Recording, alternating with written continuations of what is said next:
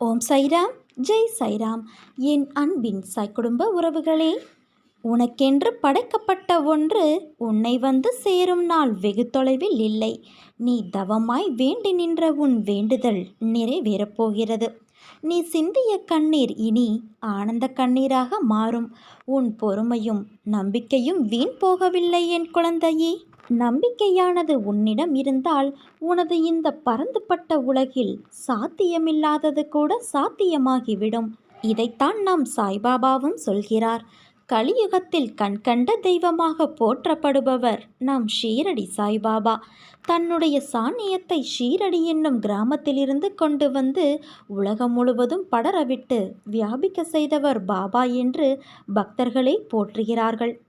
பாபா என்னும் அற்புதமான மனிதரின் பேரன்பும் அவரின் அருளாடல்களும் உலகத்து மனிதரிடம் பாபாவை மகான் என்று கொண்டாட வைத்தது. உலகை உய்விக்க வந்த மகான்களில் பாபாவும் ஒருவர் என்று பக்தர்கள் கொண்டாடினார்கள், கொண்டாடி கொண்டும் இருக்கிறார்கள்.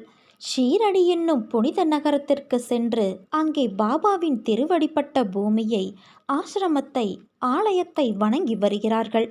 ஷீரடி என்னும் புனித பூமியிலிருந்து பிடிமண் எடுத்து வந்து இந்தியாவில் பல ஊர்களில் பாபாவிற்கு ஆலயங்கள் எழுப்பப்பட்டுள்ளது.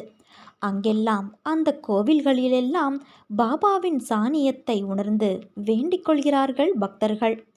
பாபாவின் சக்தியால் தங்களின் குறைகளும் கவலைகளும் நிவர்த்தியாகின்றன என்று சொல்லி சிலிர்க்கிறார்கள் பக்தர்கள். பாபா தன் பக்தர்களிடம் சொன்ன அருளுரைகள் ஏராளம். நம்பிக்கைதான் எல்லாவற்றிற்கும் அடிப்படை. இந்த நம்பிக்கைதான் ஒருவருக்கு ஒருவர் வைக்கும்போது அன்பாகவும் மரியாதையாகவும் சொல்லப்படுகிறது. அதே கடவுளிடம் வைக்கின்ற போது பக்தியாக சொல்லப்படுகிறது. உன் மீது நீ வைக்கும் நம்பிக்கையைத்தான் தன்னம்பிக்கை என்று சொல்கிறோம். வாழ்வில் நம்பிக்கை என்பது மிக அவசியம். நம்பிக்கையை ஒருபோதும் புறம் தள்ளிவிடாதே.